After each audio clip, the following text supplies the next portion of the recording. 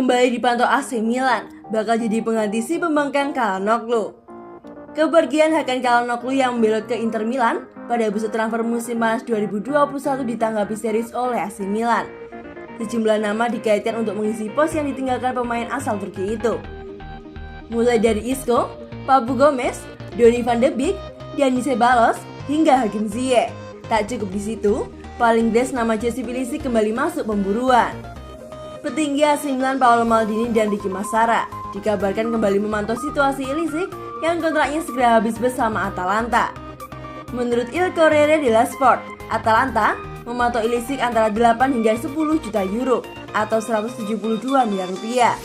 Kendati demikian, AC Milan mungkin tidak bersedia menembus Pulisic dengan harga yang dipatok Atalanta itu. Untuk menemukan jalan tengah, AC Milan menawarkan wunderkid mereka termasuk Pobega sebagai pelicin Pulisic ke San Siro. Ladia sendiri dikabarkan menyetujui opsi tersebut. Terlebih Pobega memang menjadi incaran Atalanta sejak penampilan apiknya saat menjalani masa pinjaman di Spezia. Meski nama Pulisic kembali santer, namun Paolo Maldini dan Ricky Massara masih merasa gampang untuk merekrut Pulisic. Faktor usia menjadi pertimbangan Rossoneri. Diketahui bahwa Pulisic saat ini berusia 33 tahun dan mempunyai beberapa riwayat masalah fisik. Selain faktor usia, Pulisic juga kurang mendapat jatah waktu bermain. Pelatih Atalanta Gianpiero Gasperini terbilang jarang memainkan Pulisic. Terlebih, di antara keduanya dikabarkan terlibat ketegangan. Adapun bintang veteran 33 tahun tersebut telah membukukan 55 gol dan 37 umpan dalam 141 penampilannya bersama Atalanta.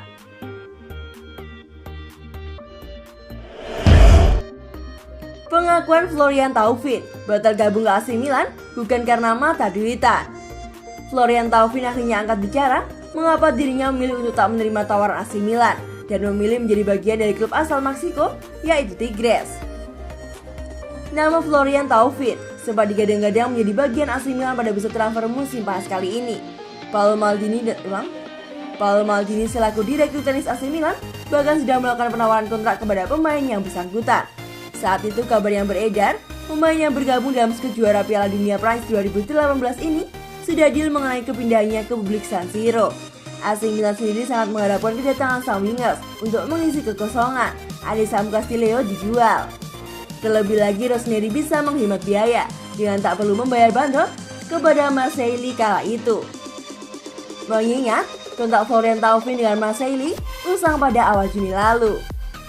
Namun ketika arah angin memihak kepada AC Milan, Florian Thauvin seketika berganti arah kemana tim yang akan ia bela. Klub asal Meksiko, Tigres lah yang berhasil mengamankan tanda tangan Florian Thauvin. Dalam wawancaranya bersama Multimedios, Thauvin menjelaskan secara runtun bagaimana dirinya tak menjadi bagian dari AC Milan. Kami telah berbicara dengan Milan sejak September. Saya menerima tawaran dari Paolo Maldini pada bulan Januari. Terangnya, seperti yang dikutip dari laman Milan News, ia tak menampik. Selain AC Milan masih ada beberapa tim Eropa yang juga mengajukan proposal penawaran, termasuk dengan Atletico Madrid. Kemudian Marseille membuat saya proposal yang bagus, tapi juga Lyon dan Atletico Madrid. Kemudian Tigres tiba dan semuanya diputuskan. Katanya, Florian Thauvin kemudian angkat bicara mengenai desas-desus yang mengaitkan batalnya dirinya menjadi bagian Rossoneri karena faktor gaji. Ia kemudian menyangkal anggapan tersebut. Florian Thauvin mengatakan bahwa keputusannya memilih Tigres karena keinginannya untuk memiliki tantangan baru.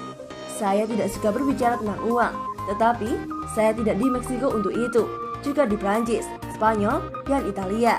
Mereka menawari saya banyak uang. Jika saya ingin bermain demi uang, saya akan pindah ke Cina atau Arab Saudi. Di sini saya memiliki segalanya untuk bahagia. Bermain sepak bola, para penggemar, klub yang sangat besar, gelar, ada segalanya. Pungkasnya. Kiper AC Milan ini pernah bobol gawang Indonesia. Nelson Dida merupakan kiper andalan AC Milan dari 2000 sampai 2010. Dia turut mengantarkan Rossoneri juara Serie A 2003-2004 serta Liga Champions 2002-2003 dan 2006-2007. Suatu ketika, penjaga gawang asal Brazil itu kembali dipercaya menjadi seorang striker. Dida melakukannya ketika memperkuat AC Milan Glories melawan pesepak bola legendaris Indonesia di Stadion Utama Gelora Bung Karno pada 4 September 2011. Pada babak pertama, Dida bermain sebagai kiper, namun di babak kedua dia berubah posisi menjadi penyerang. Dida ikut mencetak gol dalam kemenangan 5-1 Milan Goris.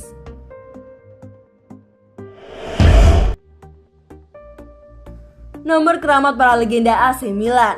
Milan, Italia, sebuah kota yang dijuluki sebagai pusat mode dunia. Pendidikan nama itu membuat kota Milan ini dipenuhi oleh butik-butik mahal dan tempat berlabuhnya orang-orang kaya yang tidak datang dari Italia sendiri, tetapi juga warga dunia. Selain fashion yang menjadi daya tarik, ada sebuah klub sepak bola yang sudah berdiri lama. Di atas persatuan dua saudara yang sama-sama memegang nama Milan sebagai nama klubnya. Hanya ada satu raja sejati di Milan jika dikembalikan lagi dengan sepak bola, yaitu AC Milan. Dari sekian banyak pemain, beberapa di antaranya mampu membuat nomor punggung yang dasarnya hanya menjadi satu identitas bagi pemain dan memudahkan supporter untuk mengingatnya. Menjadi sebuah nomor punggung keramat, bahkan lawan saja hanya melihat nomor punggung dari belakang sudah membuatnya was-was. Nomor punggung 10. Nomor punggung 10 identik dengan seorang jenderal lapangan tengah. Dari sekian banyak jenderal lapangan tengah bernomor 10 di era AC Milan, belum ada yang semenakutkan ketika dipakai oleh Clarence Seedorf pada masanya. Jika kita mendengarkan kata Seedorf, buat pecinta sepak bola di luar fans AC Milan sekalipun, maka yang terlintas adalah nomor punggung 10 ketika masih berseragam AC Milan. Perannya sebagai jenderal lapangan tengah tidak lantas membuatnya menjadi pembuka ruang dan memberikan umpan terukur bagi rekannya saja. Seedorf bisa membuat gol jika AC Milan kesulitan memecahkan kebuntuan. Nomor punggung 22. Sang pangeran AC Milan, seorang pemain yang begitu membekas di hati para Milanisti hingga sekarang. Kontribusinya tidak main-main. Peran hijab juga seorang diri membawa AC Milan menjuarai Liga Champions pada tahun 2007. Betapa pentingnya peran sang Brazilian ini. Seperti layaknya rekan pemain berdarah Brazil lainnya, Kakak senang menari bersama bola. Gerakannya begitu lincah, belum lagi ditambah umpan-umpan yang memanjakan sang penyerang. Sama seperti Seva, Kakak meraih Ballon d'Or bersama AC Milan. Tak hanya berhenti di situ, kepergiannya ke Real Madrid juga diberitakan untuk membantu AC Milan yang kala itu sedang dilanda krisis keuangan.